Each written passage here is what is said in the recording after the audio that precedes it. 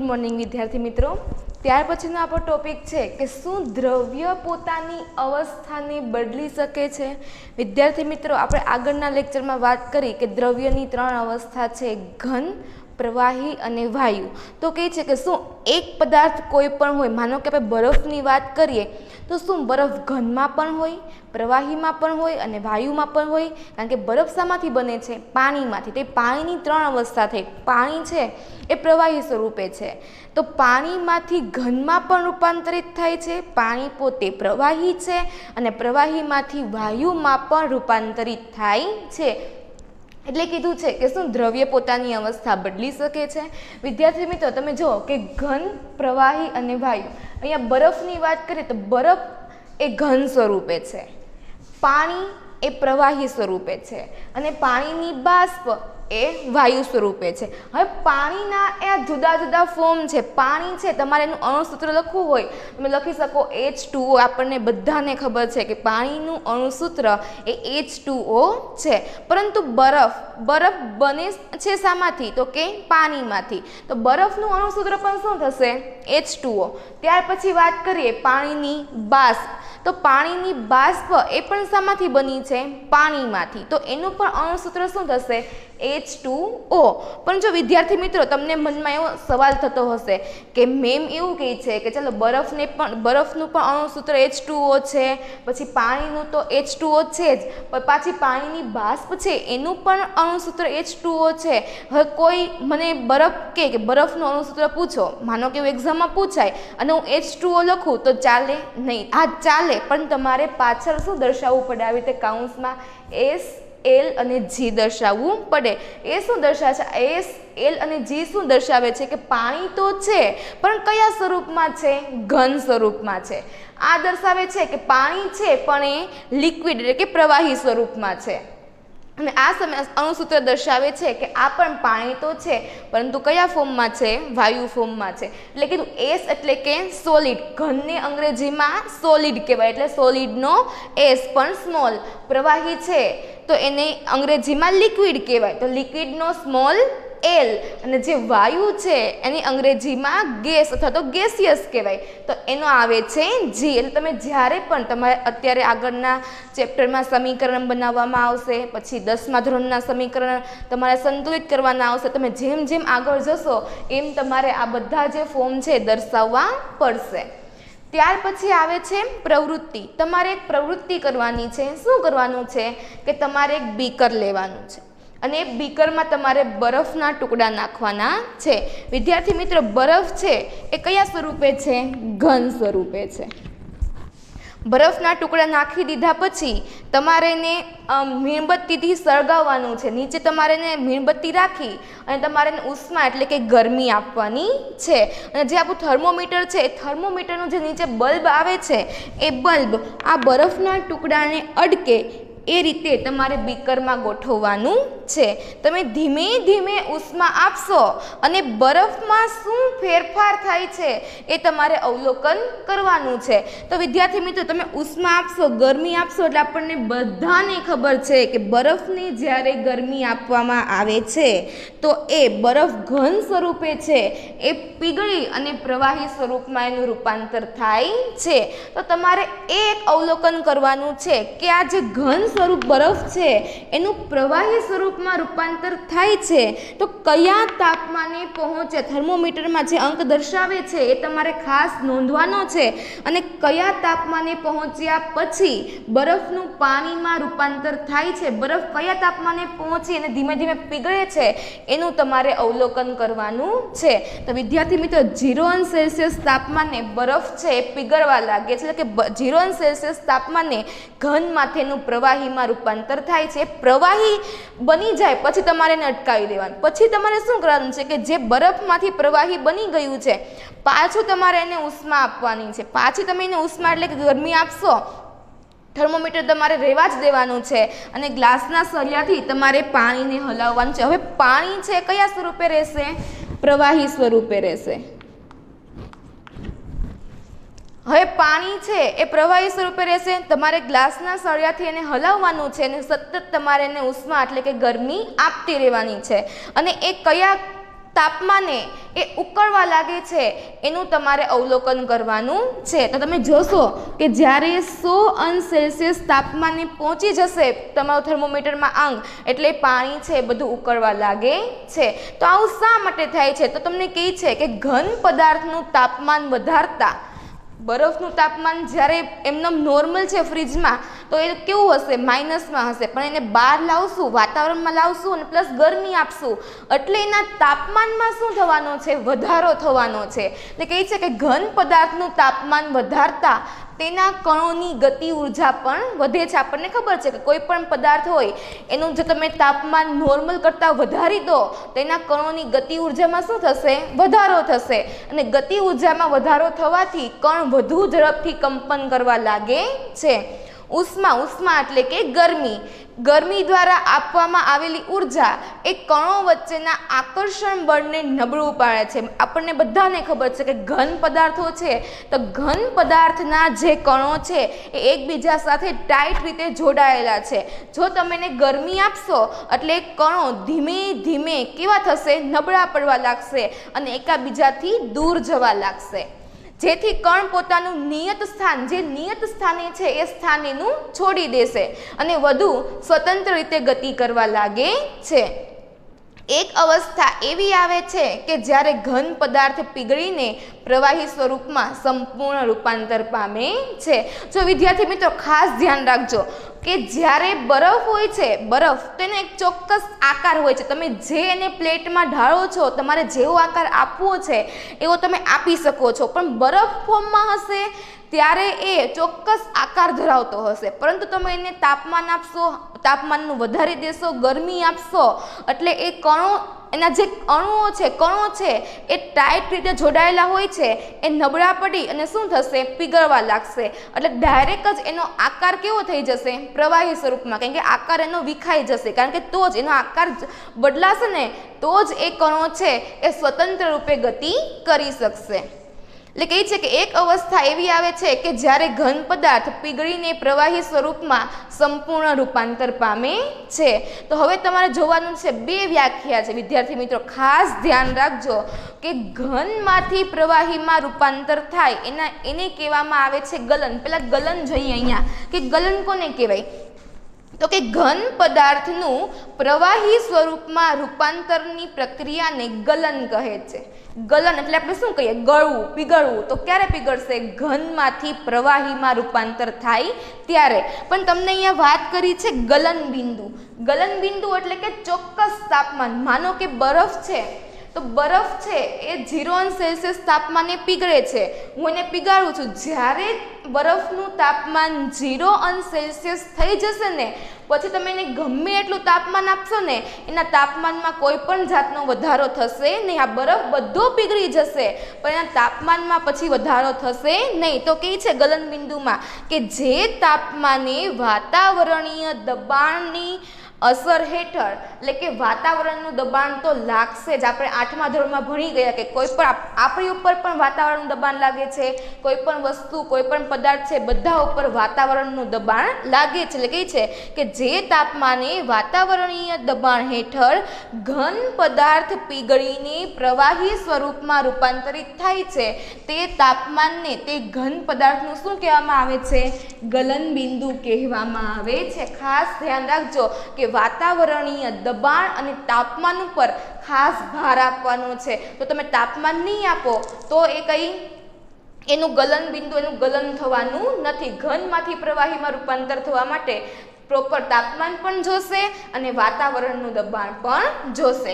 કહે છે કે બરફનું, અત્યારે આપણે ઘનની વાત કરીએ છીએ તો બરફનું ગલન બિંદુ એ 273.16 કેલ્વિન છે. આ 273.16 એ શું છે? કેલ્વિન છે. કેલ્વિન એ શું છે? તાપમાનનો SI એકમ છે.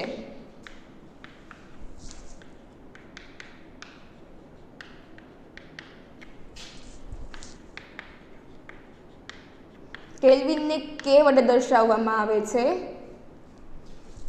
એટલે તાપમાનનો એસઆઈ એકમ છે કેલ્વિન, એટલે તમે લખ્યું છે 1 કેલ્વિન બરાબર કેટલા થાય છે? 0 અંશ સેલ્સિયસ, 0 અંશ સેલ્સિયસ બરાબર કેટલા થાય? 273.16 કેલ્વિન થાય છે. પરંતુ આપણે જો ગણતરી કરીએ તેની સરળતા ખાતર આપણે પાછળના પોઈન્ટ જે 16 છે એ લેતા નથી, માત્ર 273 જ લઈએ છીએ. હવે જો તમને એવું પૂછાય કે બરફનું ગલન બિંદુ ખાલી જગ્યા અંશ સેલ્સિયસ અને ખાલી જગ્યા કેલ્વિન છે, તો ખાસ ધ્યાન રાખજો કે અંશ સેલ્સિયસમાં પૂછ્યું હોય ને તો તમારે 0 લખવાનું છે. બરફનું, કોનું વિદ્યાર્થી મિત્રો? બરફનું. અને જો તમને કેલ્વિન પૂછ્યું હોય ને, બરફનું તાપમાન ખાલી જગ્યા કેલ્વિન છે, તો તમારે 273 આવશે. હવે ખાસ ધ્યાન રાખો કે જો તમને 0 એટલે કે સેલ્સિયસમાંથી તમને કેલ્વિનમાં રૂપાંતર કરવાનું કહીને તો તમારે એમાં 273 ને પ્લસ કરવાના છે. અને જો તમને કેલ્વિનમાંથી અંશ સેલ્સિયસમાં રૂપાંતર કરવાનું કહે તો તમારે 273 જે પણ તમને તાપમાન આપેલું હોય એમાંથી તમારે 273 બાદ કરવાના છે. તમને એક્ઝામમાં દાખલા પણ પૂછાય છે 1 માર્ક્સમાં કે નીચે આપેલી જે રકમ છે એને અંશ સેલ્સિયસમાંથી કેલ્વિનમાં ફેરવો. જો અંશ સેલ્સિયસમાંથી કેલ્વિનમાં કે અંશ સેલ્સિયસમાંથી કેલ્વિનમાં તો તમારે સરવાળો કરવાનો છે 273 નો. અને જો તમને કેલ્વિનમાંથી અંશ સેલ્સિયસમાં કહે તો તમારે 273 ને બાદ કરવાના છે. આ ખાસ ધ્યાન રાખજો, એક માર્ક્સના તમને દાખલા પૂછાય છે. તો વિદ્યાર્થી મિત્રો, આ જે આપણે વાત કરી ગલન અને ગલન બિંદુ. વિદ્યાર્થી મિત્રો, આપણે ગલન અને ગલન બિંદુની વાત કરી. ગલન એટલે કે ઘન પદાર્થમાંથી પ્રવાહી પદાર્થમાં રૂપાંતર. હવે આવે છે ગલન ગુપ્ત ઉષ્મા. ગલન ગુપ્ત ઉષ્મા. ગલન આપણને ખબર છે, ગલન એટલે કે ઘનમાંથી પ્રવાહીમાં રૂપાંતર થવું. ઉષ્મા એટલે કે આપણે જે તાપમાન આપીએ છીએ, જે ગરમી આપીએ છીએ, તે ગરમી આપવાથી તાપમાનમાં વધારો થાય છે. પણ ગુપ્ત, આ ગુપ્ત શબ્દ શું છે એ તમારે સમજવાનો છે. નોર્મલી રીતે આપણને ખબર હોય ગુપ્ત એટલે કે છુપાયેલું, તો કેવી રીતે આમાં એ ઉષ્મા છુપાયેલી છે એ તમારે સમજવાનું છે. જો વિદ્યાર્થી મિત્રો, સેમ પ્રયોગ એ જ છે કે તમારે બીકર લેવાનું છે, બીકરમાં તમારે બરફના ટુકડા ભરવાના છે અને તમારે એને મીણબત્તીથી સળગાવવાનું છે. નીચેથી તમારે ઉષ્મા એને આપવાની છે, ગરમી આપવાની છે અને તમારે થર્મોમીટર છે એમાં રાખવાનું છે તાપમાન માપવા માટે. ધીમે ધીમે તમે ઉષ્મા આપશો એટલે જે બરફ જે છે એ ઘન સ્વરૂપે છે, એ ઘન સ્વરૂપ ધીમે ધીમે પીગળી અને પ્રવાહી સ્વરૂપમાં રૂપાંતરિત થાય છે. તમારે ખાસ નોંધવાનું છે કે જ્યારે બરફ પીગળે છે એ તાપમાન કયું છે? તો કે છે કે બરફને ઉષ્મા આપવાથી તે પીગળવાની શરૂઆત થાય તે તાપમાન 0 અંશ સેલ્સિયસ છે. કેટલું છે? 0 અંશ સેલ્સિયસ છે. હવે એ વાત સમજવાની છે કે જ્યારે તમારા બીકરનું તાપમાન 0 અંશ સેલ્સિયસ થઈ જશે પછી તમે એને ગમે એટલી ગરમી આપશો ને તો પણ એના તાપમાનમાં ફેરફાર થશે નહીં. ક્યાં સુધી તાપમાનમાં ફેરફાર નહીં થાય? તો જ્યાં સુધી બરફ સંપૂર્ણપણે પીગળીને પ્રવાહી સ્વરૂપમાં રૂપાંતરિત ન થઈ જાય. જ્યારે બરફ છે સંપૂર્ણપણે પીગળીને પ્રવાહી સ્વરૂપમાં રૂપાંતરિત થઈ જશે ત્યાં સુધી એનું તાપમાન 0 અંશ સેલ્સિયસ જ રહેશે. આખું જે બધું બરફ છે એ પ્રવાહી સ્વરૂપમાં આવી જશે એટલે એ હવે પાણી થઈ ગયું. હજુ તમે વધારે ગરમી આપશો પછી એ ઉકળીને વરાળ બનવા લાગશે, પણ એ કોન્સેપ્ટ આપણે પછી સમજવાનો છે. પહેલાં આટલું સમજવાનું છે કે બરફ ઘન સ્વરૂપે છે, બરફ પીગળવાની શરૂઆત 0 અંશ સેલ્સિયસ તાપમાને કરે છે. જ્યાં સુધી બધો જ બરફ પીગળીને પ્રવાહી સ્વરૂપમાં રૂપાંતરિત ન થાય ત્યાં સુધી આ બીકરનું તાપમાન છે 0 અંશ સેલ્સિયસ જ રહેશે. કહે છે કે ગલનના પ્રયોગની પ્રક્રિયા દરમિયાન ગલન બિંદુ સુધી આ 0 અંશ સેલ્સિયસને શું કહેવામાં આવે છે? બરફનું ગલન બિંદુ. એ ગલન બિંદુ સુધી પહોંચ્યા બાદ જ્યાં સુધી બરફ સંપૂર્ણ પીગળી ન જાય, ખાસ ધ્યાન રાખજો, સંપૂર્ણ પીગળી ન જાય ત્યાં સુધી તાપમાન બદલાતું નથી. તમે ગમે એટલી ગરમી આપશો તો પણ તાપમાન અચળ જ રહેશે. અચળ એટલે કે જેવું છે તેવું. કણો વચ્ચેના પારસ્પરિક આકર્ષણ બળની ઉપરવટ જઈને, એટલે કે ઘન પદાર્થ છે એટલે ઘન પદાર્થના કણો આપણને ખબર જ છે કે ઘન પદાર્થના કણો વચ્ચે અવકાશ નથી અને આકર્ષણ બળ પણ કેવું છે, મજબૂત છે. એટલે કહે છે કે કણો વચ્ચેના પારસ્પરિક આકર્ષણ બળની ઉપરવટ એટલે થાય એને અવગણીને, એનું જે આકર્ષણ બળ છે ને અવગણવામાં આવતું નથી, એને અવગણીને દ્રવ્યની અવસ્થા બદલવા માટે ઉષ્માનો ઉપયોગ થાય છે. પરંતુ તાપમાનમાં કોઈ પણ ફેરફાર દર્શાવ્યા સિવાય જ બરફ આ ઉષ્મા ઉર્જા શોષી લે છે. બરફના કણો છે એ બધી ઉષ્મા ઉર્જા શોષી લેશે, પરંતુ આ તાપમાનમાં ફેરફાર થશે નહીં, એ તો 0°C જ રહેશે. એવું માનવામાં આવે છે કે આ ઉષ્મા ઉર્જા એ બીકરમાં રહેલા સંઘટકો, એટલે કે બીકર જે પાત્રનું બનેલું હોય એના જે સંઘટકો છે એમાં છુપાયેલી હોય છે, જેને શું કહે છે, ગુપ્ત. એટલે કે છુપાયેલી ઉષ્મા કહે છે. કીધું છે કે અહીં ગુપ્તનો અર્થ તમારે છુપાયેલી એમ કરવામાં આવેલો છે. હવે ગલનગુપ્ત ઉષ્માની તમને વ્યાખ્યા આપેલી છે. તમને એક માર્ક્સમાં પૂછાય કે ગલનગુપ્ત ઉષ્માની વ્યાખ્યા લખો કે પદાર્થના ગલન બિંદુ જેટલા તાપમાને, મેઇન શબ્દ છે ગલન બિંદુ આવવું જોઈએ, અને એક વાતાવરણ દબાણ પણ આવવું જોઈએ, અને 1 કિલોગ્રામ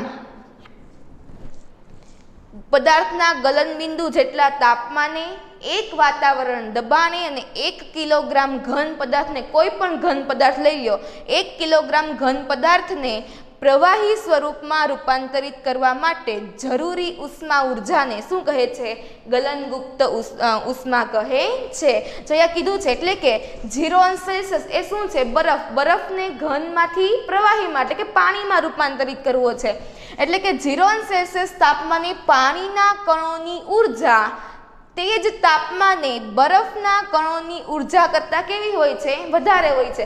વિદ્યાર્થી મિત્રો, અહીંયા બરફ ધારી લો, અહીંયા પાણી ધારી લો. આ બરફ છે, તમે એને ઉષ્મા આપો છો એટલે એના કણોની ગતિ ઉર્જા વધે છે, પરંતુ એ બરફમાંથી શું બને છે, પાણી બને છે. એટલે બરફમાં જે ઉર્જા હશે એના કરતાં પાણીમાં ઉર્જા કેવી હશે, વધારે હશે. તમે એને સમીકરણ સ્વરૂપે દર્શાવવું હોય, તમારે ટૂંકી રીતે યાદ રાખવું હોય તો લખી શકો કે બરફ એની ઉર્જા કેવી હોય છે, ઓછી હોય છે, અને બરફ કરતાં પાણીની ઉર્જા કેવી હોય છે, વધારે હોય છે.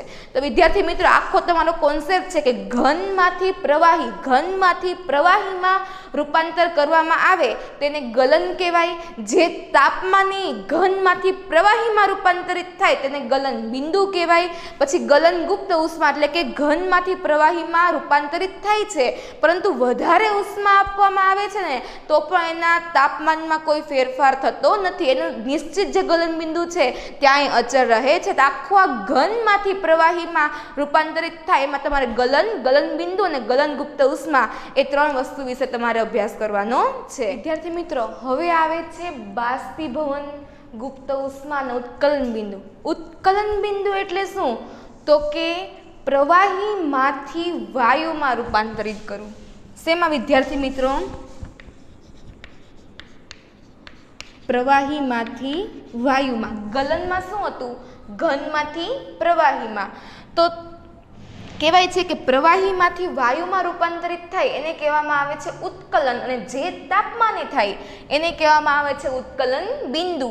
તો તમને ઉત્કલન બિંદુની વ્યાખ્યા આપેલી છે કે એક વાતાવરણ દબાણ. વિદ્યાર્થી મિત્રો, તમારે એક વાતાવરણ દબાણ એ ભૂલવાનું નથી, ખાસ યાદ રાખજો, કારણ કે બધા જ જે વસ્તુઓ હોય છે આપણે 8મા ધોરણમાં ભણી જ ગયા છે કે બધા ઉપર વાતાવરણનું દબાણ તો લાગે જ છે, આપણને દેખાતું નથી માત્ર.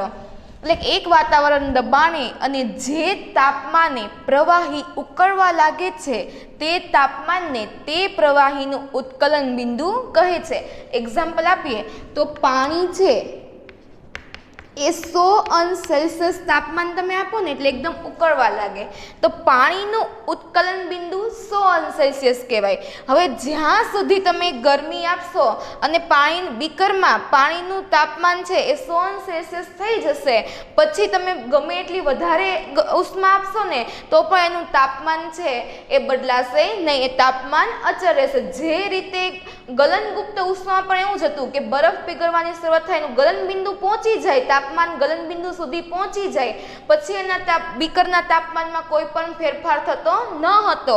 એવી જ રીતે જે પ્રવાહી પદાર્થ છે એના ઉત્કલન બિંદુ જેટલા તાપમાન સુધી પહોંચી જશે, પછી તમે એને ગમે એટલી ઉષ્મા આપશો તો પણ એના તાપમાનમાં કોઈ ફેરફાર થશે નહીં. કીધું જ છે બાષ્પીભવન, ગુપ્ત ઉષ્મા. બાષ્પીભવન ખબર છે, બાષ્પીભવન કોને કહેવાય? પાણીનું વરાળ સ્વરૂપમાં રૂપાંતરિત થવું. ઉષ્મા એટલે કે ગરમી અને ગુપ્ત એટલે કે છુપાયેલું. તો તમે ડાયરેક્ટ જ તમને બાષ્પીભવન, ગુપ્ત ઉષ્માની વ્યાખ્યા જ તમને અહીંયા આપેલી છે કે પદાર્થના ઉત્કલન બિંદુ જેટલા તાપમાને અને 1 વાતાવરણ દબાણે 1 કિલોગ્રામ પ્રવાહી પદાર્થને વાયુ અવસ્થામાં રૂપાંતરિત કરવા માટે જરૂરી ઉષ્માને બાષ્પીભવન ગુપ્ત ઉષ્મા કહે છે. ખ્યાલ આવી ગયો? જે રીતે ગલન બિંદુની વ્યાખ્યા છે એવી જ ઉત્કલન બિંદુની છે. ગલન બિંદુમાં ઘનમાંથી પ્રવાહીમાં આવે છે, ઉત્કલન બિંદુમાં પ્રવાહીથી વાયુમાં.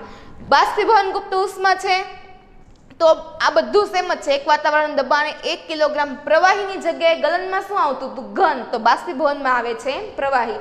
એક વ્યાખ્યા તમે તૈયાર કરો તો તમને ઓટોમેટિકલી આ બંને વ્યાખ્યા તમને આવડી જ જશે.